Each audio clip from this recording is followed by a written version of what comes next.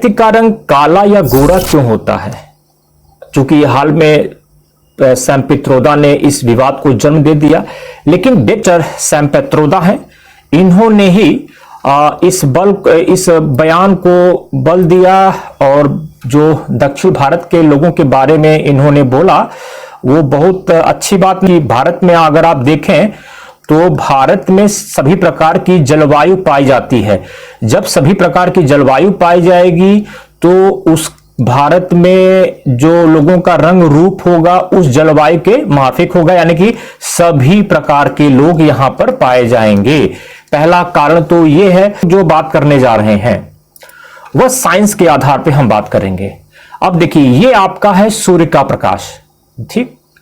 जब सूर्य का प्रकाश व्यक्ति पर पड़ता है तो वह दो प्रकार से पड़ता है, एक हॉरिजॉन्टल पड़ता है, एक वर्टिकल पड़ता है।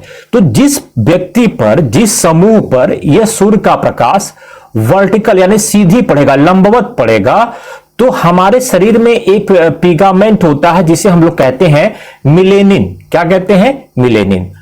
तो अब मान लेते कि यहां जो व्यक्ति खड़ा है इस पर सूर्य का प्रकाश क्या पड़ रहा है? लंबवत पड़ रहा है।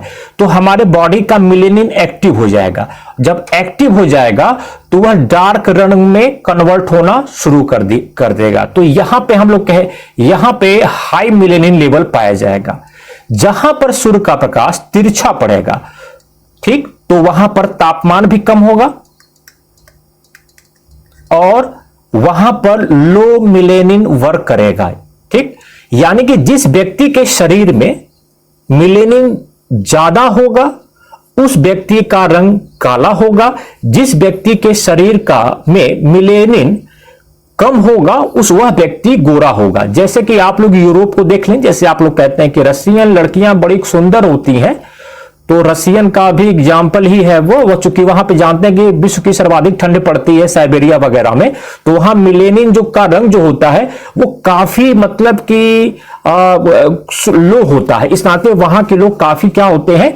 गोरे होते हैं। एक एग्जाम्पल, इनका रंग काला है चूंकि इन पर जो इनमें मिलेनिन की मात्रा क्या होगी? ज्यादा होगी। यहां पर देखें ये लोग गोरे लोग हैं, यहां पे जो सूर्य का प्रकाश है वो कहीं तिरछा पड़ता रहा होगा, इसलिए यहां पे लो मिलेनिन होगा। यह जो है हाई मिलेनिन इनको दिखा रहा है, एक काले लोगों को जिनका रंग दबा हुआ है, और लो मिलेनिन इनको दिखा रहा है। ये स्थिति क्या है? हम कहते हैं कि भारत की स्थिति क्या है, तो भारत की स्थिति को समझने के लिए हमें थोड़ा सा मैप की तरफ बढ़ना होगा। जब हम मैप की तरफ बढ़ेंगे तो हम यहां पे देखें, ट्रॉपिक ऑफ कैंसर है, ठीक, जिसे आप लोग कहते हैं कर्क रेखा। क्या कहते हैं? कर्क रेखा, जो भारत से गुजरती है, क्लियर। इसके नीचे है इक्वेटर, इसके नीचे है ट्रॉपिक ऑफ कैप्रिकॉर्न, क्लियर। तो जो इक्वेटर है यहां की स्थिति क्या होगी कि यहां पे जो सूर्य का प्रकाश है, जो आपकी सनलाइट है, वह हमेशा लंबवत पड़ती है, हमेशा इस तरह से पड़ेगी यहां पे। और भारत में ट्रॉपिक ऑफ कैंसर है जो देखिए यहां से यहां गुजर रहा है। अब हम दक्षिण भारत की ही बात करते हैं, हम बात किसकी कर रहे हैं? साउथ इंडिया की बात कर रहे हैं। अब ये दक्षिण भारत यानी कि ये कैप्रिकॉर्न के ऊपर हम लोग नॉर्थ इंडिया बोलेंगे, और कैंसर के ऊपर ट्रॉपिक ऑफ कैंसर के ऊपर हम लोग नॉर्थ इंडिया बोलेंगे, और ट्रॉपिक ऑफ कैंसर के साउथ में हम लोग साउथ इंडिया बोलेंगे। ये जो इक्वेटर है यहां पे मैंने कहा कि सूर्य की रोशनी लगातार पड़ेगी, वो भी आपका वर्टिकल पड़ेगी यानी कि लंबवत पड़ेगी। और यह जो इक्वेटर है इस साउथ इंडिया से, भारत का अंतिम छोर यहां पे आपको दिख रहा है, इससे मात्र 876 किलोमीटर की दूरी पर यह है। और साल में एक बार इस कर्क रेखा पर भी सूर्य की किरण क्या होती है? लंबवत पड़ती है, क्लियर।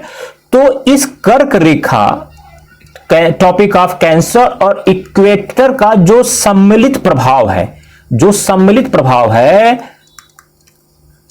सम्मिलित प्रभाव यहां के लोगों के रंग को दबा देता है। यानी कि आप ऐसे सोचो कि ट्रॉपिक ऑफ कैंसर और इक्वेटर के बीच का जो भौगोलिक वातावरण का सम्मिलित प्रभाव पड़ता है इन दोनों के बीच में, इस नाते दक्षिण भारत के लोगों का हमेशा रंग क्या होगा, थोड़ा दबा आपको दिखेगा। तो ये इस मतलब कि यह है उसका भौगोलिक कारण है। एक कारण होता है आपका जेनेटिक कारण, जो होगा वो हमेशा जेनेटिक होगा। अब जिनके फादर और मदर का रंग दबा है किसी कारणवश, तो उनके बच्चों का रंग भी दबा हो सकता है। तो इसलिए यह कहना कि कोई अफ्रीकन मूल का है, यह सरासर गलत है। मुझे लगता है आपको समझ में आएगा। नमस्कार।